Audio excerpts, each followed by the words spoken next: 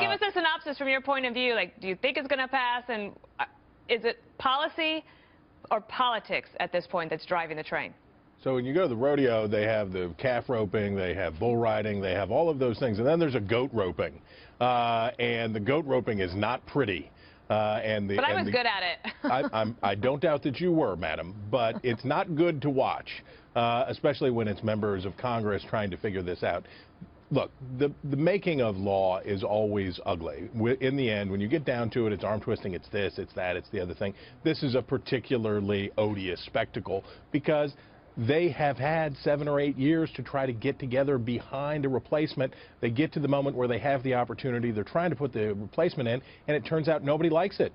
This is legislation that only 17% of respondents in a Quinnipiac poll out today said that they thought was a good idea.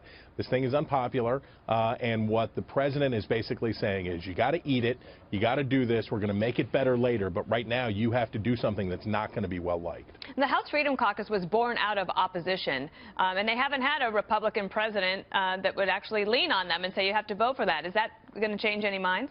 Well, it's an interesting moment because President Trump has a lot of sway with these members because their districts went very strongly for President Trump. But if they're able to extract out of him concessions that cut into what we used to call the Patient's Bill of Rights, the things that insurance companies must do under Obamacare, these requirements that they must cover sick people, that they must include this kind of coverage, these things, if they do that, then you jeopardize votes on the other side from more moderate suburban Republicans whose districts Donald Trump didn't do very well in, where he doesn't have as much clout. So this is the danger for Paul Ryan and Donald Trump as they try to put it together. Can you get the right wing to come on board without losing the middle? All right. Well, I thank you, kind sir, my co-host of I'll Tell You What podcast.